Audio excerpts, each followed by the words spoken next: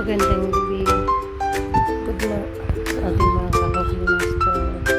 Ngayon ay magluluto tayo ng pork salpicao. Tama ba? Ay, pork salpicao. Sorry. Nagkamali naman ang iyong cooking master.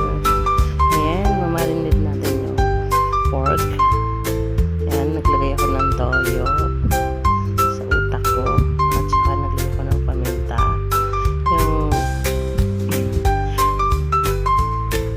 Naglagay din ako ng paprika. Ayan.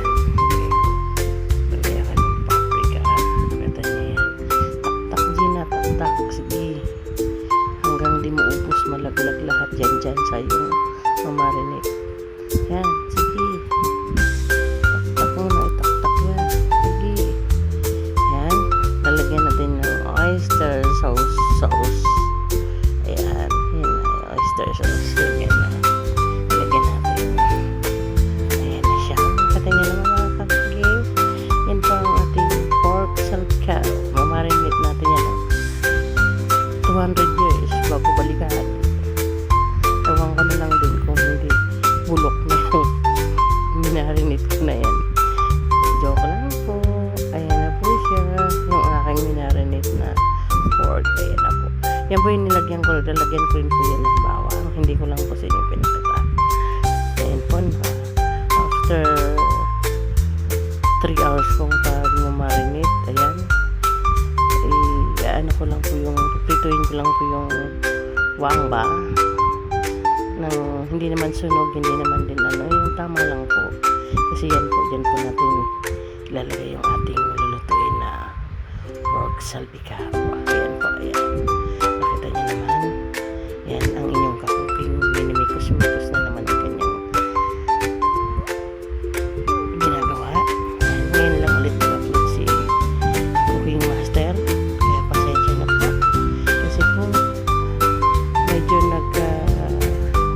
Medyo busy ng konti at ako po'y tamad magluto, gawa ng ilan lang po kami, kaya ngayon lang ulit naisipan, pero huwag kayo mag-alala, naka-update naman po ako. Ayan po, nakita nyo nagpa-browning kuwang ba, ayan na, malapit na siya ang kasi nga para mailagay natin yung pork.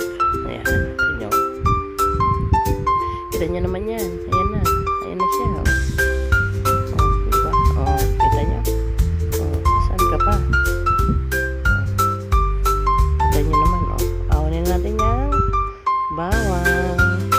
Ayan, babawasan natin yan kasi mamaya ibabalik din natin yan.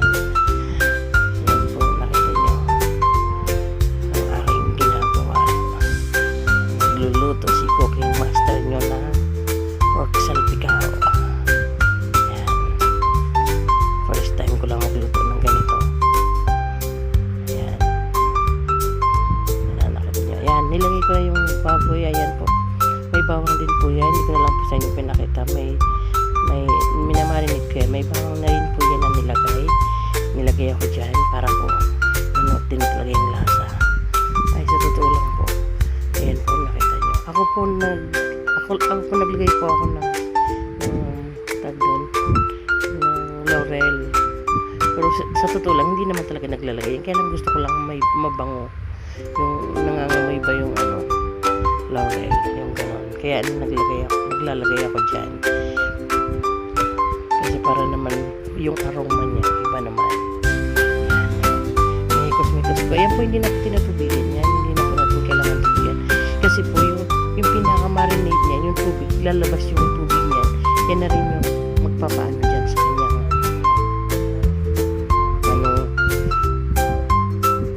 yan na rin dyan na rin lalabas yung tubig na yan sa minarinate na yan. Ayan, nakita nyo. Ayan na, after 30 minutes ko yan, hindi ko talaga binubuksan. Binuksan ko lang ulit ngayon lang kasi ginagawa ng gusto ko malambot yung pork. Ayan, nakita nyo yung pork. Malambot na siya. Ayan.